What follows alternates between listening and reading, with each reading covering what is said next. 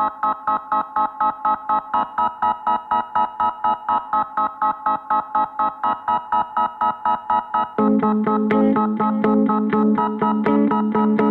listening to the Curio-city Collective podcast, and I'm Arpita.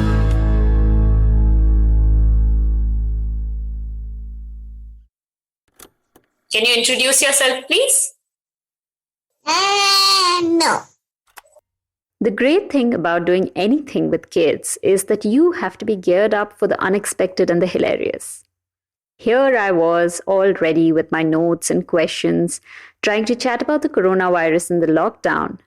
And somehow, 20 minutes into the conversation, we were discussing snakes and their families. After my friends call me, go to play, and I come back in. At 6 or 7. Or 8 or 9 or 10? No.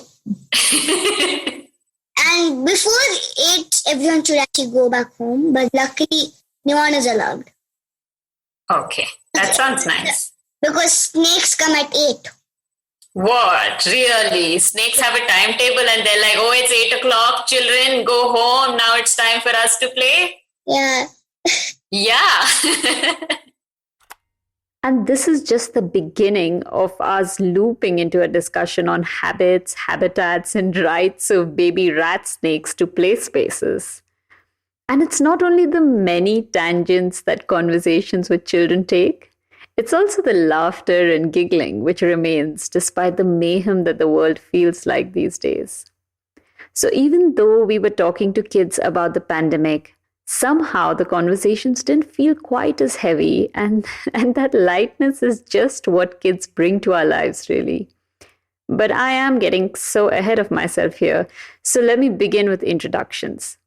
So I spoke to one already 7-year-old and one soon-to-be 7-year-old, 2 boys and their mums. The first set of conversations were with Ritwin and his mom, Sophie. My name is Ritwin. I'm in 2nd grade. Hi, I'm Sophia. I'm an entrepreneur. We stay in Bangalore with my husband, Rupak, and our 7-year-old son, Ritwin. According to Ritwin, one of his favorite things currently is Transformer toys. And then there were the second set of conversations with Anshul and his mom, Divya. Anshul and I spoke about fish and octonauts a lot, and in between I managed to somehow sneak in the coronavirus. My name is Anshul and I love to play football. I'm Divya. I've worked in the development sector for several years, after which I became a parent and I took a break. I have 2 children. One is almost 4. She is 4 and the other will be 7 in 3 months. And then Deepika spoke to a father-daughter duo who live in her building. Kristen, a vibrant, active 11-year-old, and her father, Kevin. Okay, so I'm Kristen and I'm 11 years old and I live in Salhome, the same building as Deepika. I'm Kevin. I have a couple of kids. One's 16 and the other's 11. So that was 3 kids and 3 parents from 3 cities, Bangalore, Chennai, and Mumbai. All of these 3 cities have been under various forms of lockdowns and restrictions from the end of March. And the reason we wanted to speak to the kids and their parents was to begin to wrap our heads around what has been happening with children since the pandemic's come around. In our previous episodes, we've covered a bit about what has been happening with the most marginalized and vulnerable children, where the issues of deprivation and vulnerability are immediate and magnified by the pandemic. But this time, we thought we should also talk to the neighborhood kids and their parents and ask them how they're doing and how the pandemic has affected their lives. The reason for this is simple enough. Childhood is a formative period of life, and even though the COVID-19 infection, it seems, might be sparing the bodies of children, there are very real grounds of concern for what is happening to them based on the unnatural new normal that has now settled around them. Disasters, as per definition, are one-time or ongoing events of human or natural cause that lead groups of people to experience stressors, including the threat of death, bereavement, disrupted social support systems, and insecurity of basic human needs such as food, water, housing, and access to close family members. While the jury might still be out on how exactly to classify a pandemic, it clearly contains the stressors the definition covers. While the degree of hurt might be lesser than those who are most vulnerable, there is cause for concern for those not immediately on the margins too. Just yesterday, my little nephews, who are 7 and 10 years old, and who have been cooped up in their apartment in Mumbai for 4 months, having barely stepped out at all or seen any other face than that of their parents, were woefully wishing they were here with me because I have a terrace and a garden to play in. In conversation with the kids, the starkness of the shift in their situation was revealed simply in the naming of what their schedules were like before the pandemic. This was Kristen describing her very full day before the pandemic came about. So it will be getting up, going for tuitions, coming home, going for swimming, coming to school, from swimming straight to school, not coming home, eating lunch, continuing my entire school day, coming home, going out with my friends. We normally play football, play cricket, go cycling, go for walks around the block, simple activities, but we really enjoy it. Then just come back home, eat dinner, bathe, go to sleep. The main part of me actually, like in my house, is me sleeping and eating one meal, that too. Maximum if we count breakfast is like a full-on meal. And this sounded strikingly similar to what I heard from Ritwin and Anshul, though of course the 11-year-old is much more independent. In some ways, their lives were scheduled and very full because of firstly the demands of school, and then there were all the activities they were up to post-school. Here's Ritwin telling me how he squeezed the most of his every minute post-returning from school on a regular day. Come back home. One of my favorite things to do is used to race back to the house, come back, open the door won't be that locked from inside, it'll just be open, several times locked. And after it, I go in, on the TV, then before it comes on, wash my hands and legs, and then come back. By the time the TV is on, take the remote and watch my favorite channel. After my friends call me, go out to play, and then come back in at 6 or 7. And then post-pandemic, all this totally changed. All the outdoorsy elements of their lives were suddenly gone. No school and no going out to play. Sophie shared what it felt like to Ritwin. Post-pandemic, you can imagine it's everything has vanished, right? I mean, his school, if the pandemic had happened to us, I mean, when we were kids, I would be very happy, at least, okay, I'm not going to school. But for Ritwin, it is not the fact that he misses school and he misses his playtime with his friends here in our community. So it's like a double whammy for him. As Sophie explained it, Ritwin was pretty strongly hit by the loss of his access to the outer world, be it school or his immediate community. Yet what I think also became evident in our multiple conversations was that while all children were faced within this scenario of suddenly losing parts of their schedules which functioned in tandem with being outdoors, the experience of the isolation was mediated by different factors. For Divya's 2 sons of 4 and almost 7, the initial period of the lockdown wasn't so difficult because to some extent they still had each other to play with.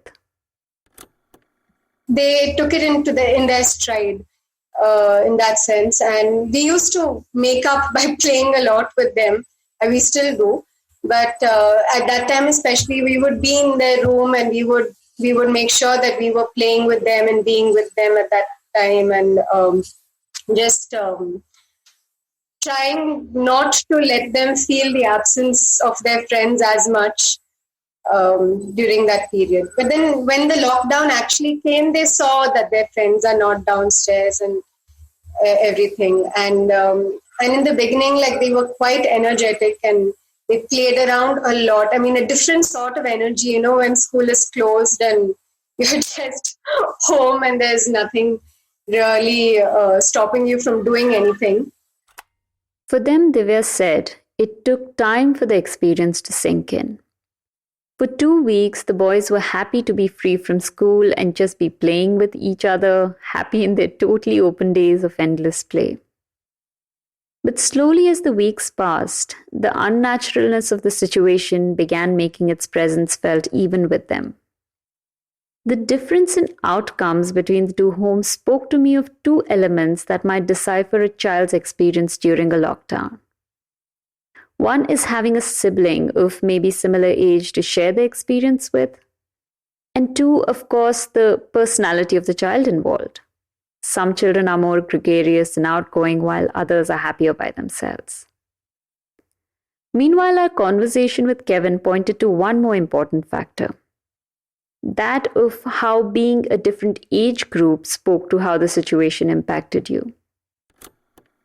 Yeah, so there were two primary concerns. One was around our elder son having his board exams, and there was a lot of ambiguity as to what was going to happen and how the exams are going to proceed. So just the lack of clarity added a significant amount of stress to him, and we saw that manifest itself in different ways with him being under that stress. And then for us as parents as well, not knowing what was going to happen and when it was going to happen, and if it was going to. In terms of our younger daughter, Kristen, she had earned a break after a whole academic year, and then we were wondering, is she going to be bouncing around the walls because she's very energetic and creative, and we were just wondering how we're going to channel all this energy when we can't step out the front door. So what became almost immediately evident is that age plays an important part in mediating the impact this situation has in the lives of kids. On one end are older kids like Johan, who were preparing for an already stressful exam like the boards, thrown into a situation of confusion because for a while there it was unclear how the exams would proceed. And that added to the uncertainty brought on by an invisible virus. And then there's Kristen, who is 11 and already energetic, outdoorsy, barely at home, wrapped in her whirlwind schedule of school and friends and activities, who's suddenly faced with stillness and limited within the four walls of her house. And then there are all the toddlers and young children like Dhruv, Divya's younger son who is 4, who likes being out and about even if it's just by himself running and playing in the mud. And of course Anshul, his 7-year-old brother, and Rithvin, who is also 7, being somewhere a little ahead on the spectrum, on the cusp of socializing with peer groups, missing their friends and school communities. In a paper on the impacts of natural disaster on children, the author Carolyn Kowski points out specifically how developmental stage and age make a difference to how a situation may impact children. She says children's physiology makes them more vulnerable than adults to certain health impacts. They can also be at a point in their development where health problems today can have long-term consequences. They may have greater trouble processing emotional trauma. For all those reasons, a natural disaster may affect a child quite differently from the way it affects an adult. Indeed, it may affect children quite differently depending on their ages. Considering that the pandemic has challenged us even as fully grown adults, and many of us struggle to really understand what the situation implies and means, it comes as no surprise that articulating and understanding the pandemic and its related consequences can be difficult on children. Especially as cocooned within their homes, it can seem distant and abstract. When I asked Anshul what he understood about COVID-19, he said this. It's called COVID-19, and it's called COVID-19 because it was discovered in 2019. Kristen, who is older, shared what she understood of the pandemic. According to me, it's a pain. I understand that it's a very serious thing and it's a worldwide pandemic, which basically I'm not the only one going through it, and I can't really be complaining because we haven't got like the worst of the worst. Other people may be having it worse than I have because I'm healthy, I'm safe. For most children, the clearest understanding of what the pandemic means comes from what changes it has wrought in their lives. For example, in Ritwan's case, it was the inability to go out and meet his friends and play, which, as Sophie explained, resulted in this situation. Ritwan is a very outdoorsy person, and naturally he was very, very agitated. And he kept wanting to go out to play. And to make him understand how serious this pandemic situation was, we kept trying to tell him about a lot of things about how people are dying, how they can't get medicines, nobody has got the vaccine for it, and how people are like actually very sick, how the doctors are finding it difficult to handle all these people in different countries. Then suddenly it occurred to us that how this information will actually affect him and impact him. Will he be scarred?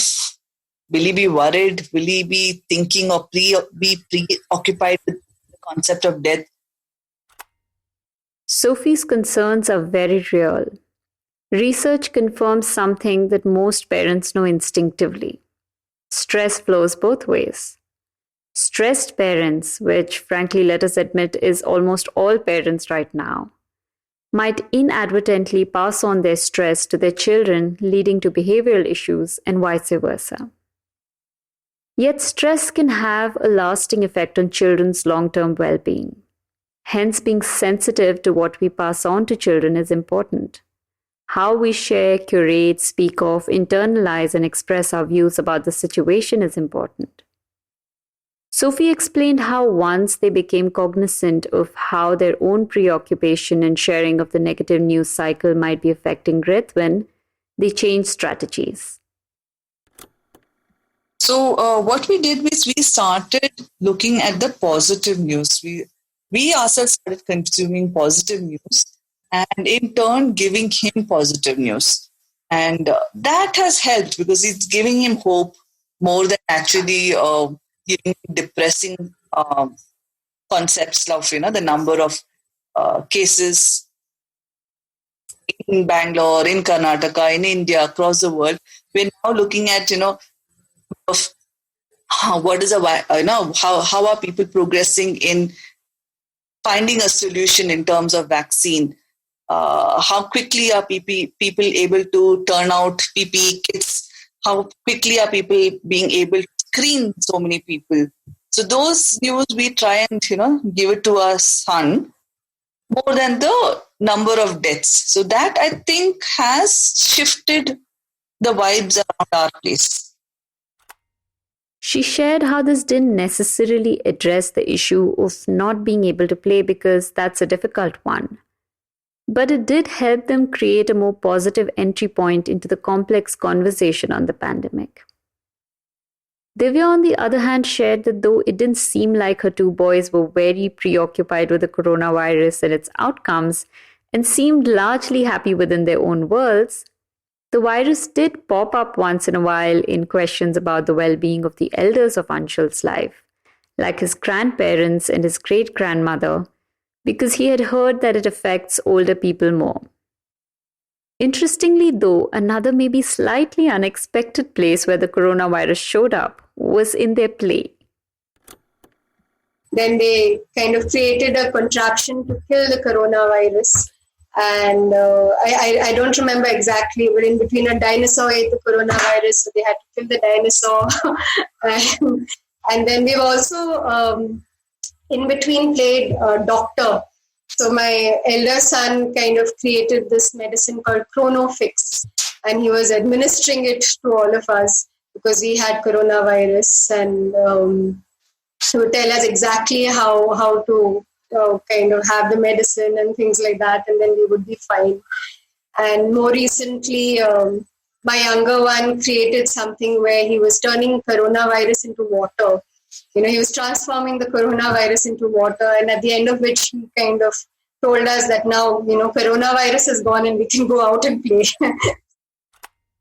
Divya, who alongside being a mom is also an ardent advocate of play and has written extensively about the benefits of play for children, pointed out how playing often is a form of coping, especially for young children who might not necessarily be able to articulate their anxiety and frustrations regarding their experience. This stance is supported by research too. In one such paper titled Healthy Play, Better Coping, The Importance of Play for the Development of Children in Health and Disease, the authors strongly emphasize the value of play.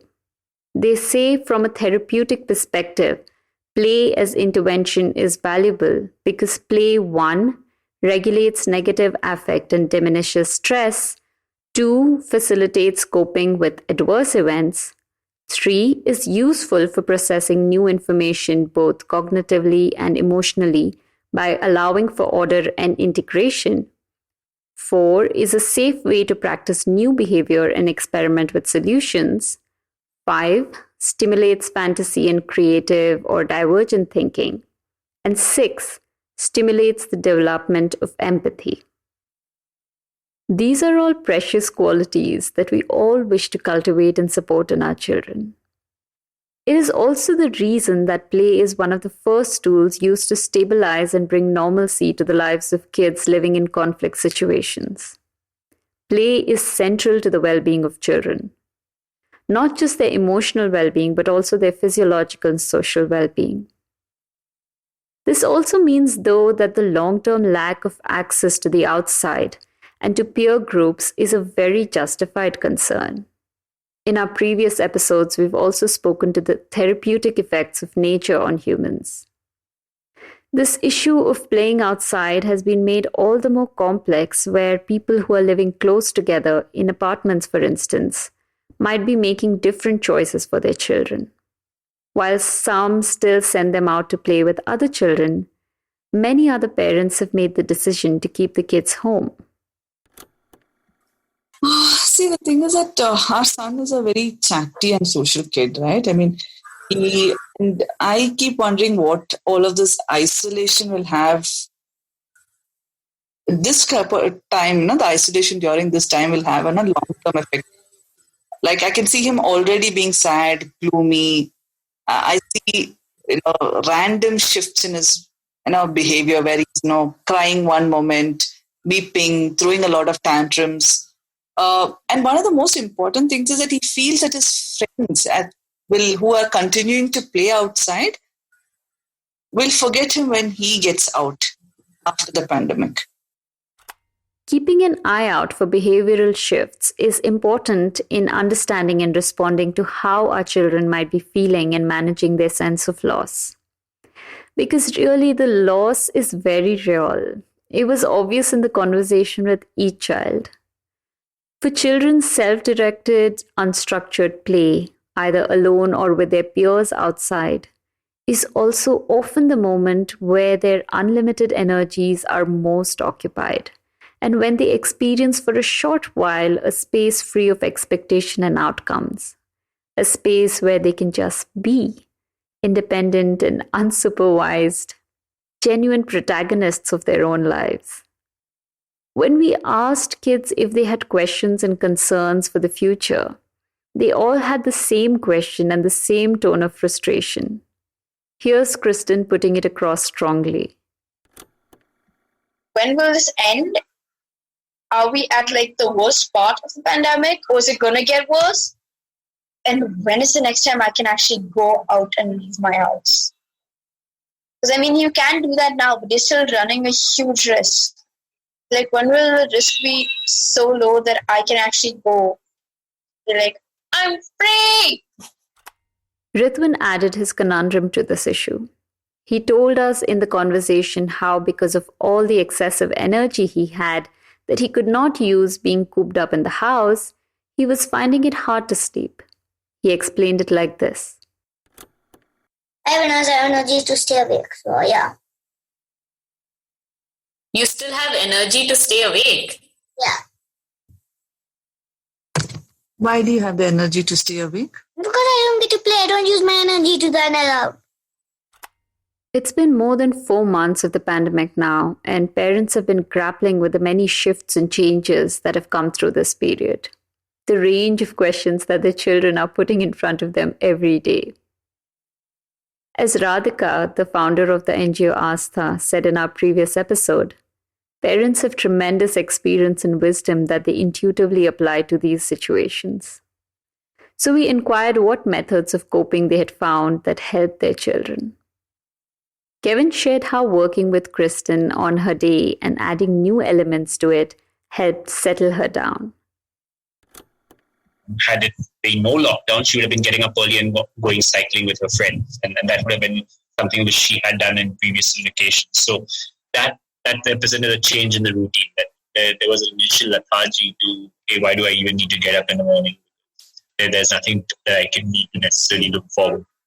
And then as we started supplementing her routine with activities that were contained to the home environment, whether it was cooking or artwork, or she put her on a new application to learn French language, brought a bit of structure in with learning mathematical tables. So once we started adding all these components per day, then it at least provided some diversity of activities to keep her occupied. Experts who work on building back a sense of safety and security for children post-disaster, death, or trauma agree that schedules and routines play an important role in restoring a sense of normalcy to children's lives. Routines are comforting because they give children a realistic sense and expectation of their day. Little things like eating meals at regular times, regular bedtimes, assigning simple tasks or chores to older children, exploring activities of interest can all help them settle down, direct their energies constructively, and feel like they've regained some sense of control over their lives. It's this ability to let a child explore things at their pace. So that was brilliant because there was no time clock associated with anything now that they needed to do it and get it accomplished. And that typical pressure associated with getting things done, checkbox, accomplished, that went away for a little bit. And we said that, the whole world's on a pause button. So might as well enjoy the time and do it at your pace. Divya also seconded this opinion of letting children have days free of expectations and to just let them be. She outlined why this was important to her and the kids. Because I think given this situation of a lockdown and not being able to go out at all and not having any respite, from the way in which you're living your life, and also like the complete lack of socialization. The boys were there for each other all the time, and I didn't want to come in the way of that. So they spent a lot of time with each other. I mean, this is the most time they've ever spent with each other. And when they were with each other, especially, they kind of good. They're looking after themselves. They're distracted. They're playing. They're doing what they want to do, and that makes the day a lot easier for us as well. Instead of going against the grain and saying, no, now you have to do this and now you have to do that, and having an imposed schedule is always a lot tougher, especially with kids. I also kind of think that children are capable of a lot by themselves and learning a lot by themselves as long as you let them explore things that they want to explore and the way in which they want to explore. I mean, I think these are the kind of freedoms that we need to be giving our children just now. And it's an opportunity to know your children for who they are and not for what curriculums are teaching them in that sense. She added how going out was an ordeal currently, as it meant putting on a mask and being on constant watchful behavior, which was just very difficult for little children and led to both the children and the parents being stressed out. Anshul shared what one of the primary reasons for this was. Because I have to wear a mask. Because it makes it harder to breathe. There's another reason why I don't like wearing masks, because when I sweat, it all gets into my mask and it gets hot. These frankly seemed completely understandable reasons to me. I can't imagine anyone enjoying a sweaty mask on their face. Hence, within the home, keeping it free of excessive rules and structure made them happier and allowed the day to be better for the whole family, Divya shared. Yet there was another recurrent theme with the kids that was hard to ignore: boredom. The thing is, when you're at home, sometimes you get really bored. That even though I don't mind being at home, it's actually really fun to just be with your parents, be with your siblings, and just sit around and do nothing the entire day. I just kind of miss that feeling of adventure, the feeling of, oh my god, I get to do this, then do that, then do this, then do that. Just getting boring now. Because I mean, once you finish doing everything you possibly can in your house, what are you supposed to do? In our chat, Rithwin too said that he was bored. I asked Sophie later what she thought of this. So, boredom is inevitable, regardless of whatever. I mean, it is, at least Rupak and myself, we are conscious of the fact that we shouldn't be, in an attempt to take away the boredom, we don't try and stuff it with activities or gadgets. We've always been conscious of it, and we're now also being conscious of the fact that we allow certain amount of boredom in his days. So, if he says he's bored, he says, okay, sit simply. And he actually sits and he daydreams, he talks to himself. So, yeah, that boredom factor will be there regardless of however. I mean, I know kids who are 24/7 in front of the TV, but yet they're bored. We don't try to negate his boredom, but we try and negate his loneliness. This, I felt, was a very powerful distinction. Boredom is known to hold many benefits for children, from enhancing creativity and problem solving to building resilience and grit. And in a culture where children are under the constant assault of consumerism and technology, often overstimulated, boredom might be important to recultivate and engage with.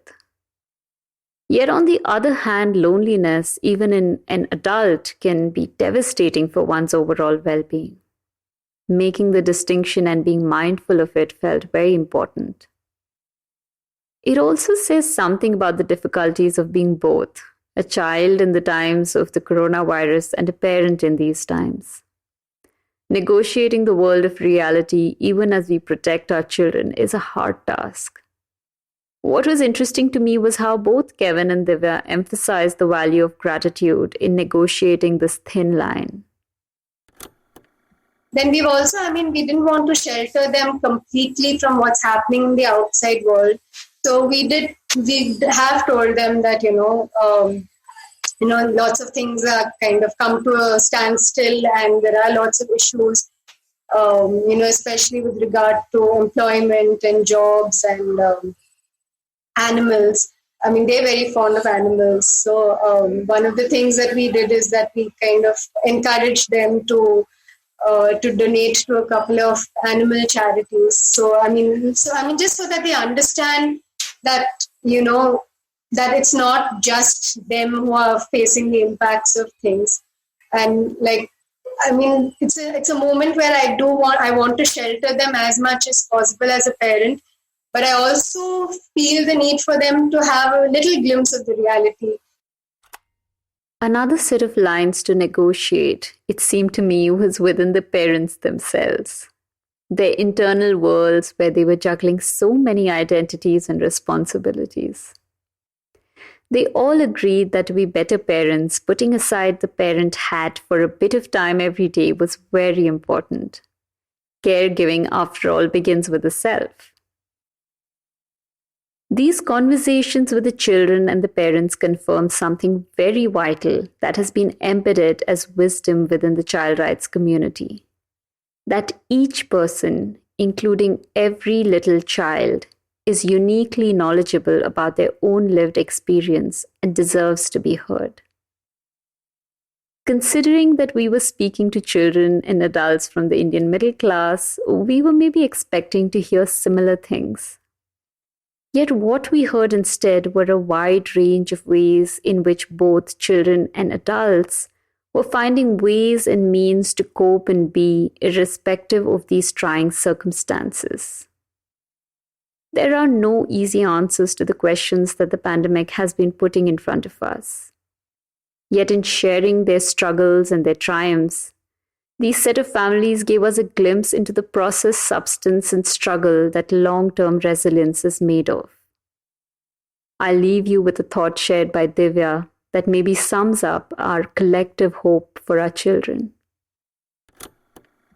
I think like what I really hope for my children is that, once we're through with this, I think we're all going to heave a sigh of relief.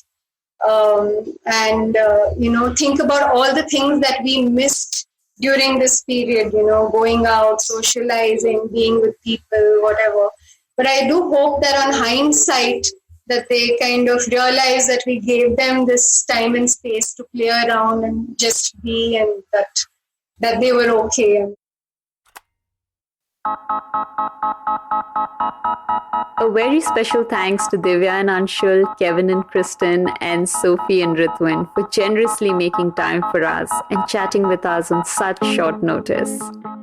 In our bonus episode, we continue this conversation about the coronavirus, children, and the new normal with Jahanzeb Baldiwala, Director Mental Health Services at Ummeed Child Development Center. So don't forget to tune in. You can always catch up on the older episodes from us at www.thecuriositycollective.org. This episode was made with the support of Srinidhi Raghavan and Deepika Khatri and produced by the Bangalore Recording Company.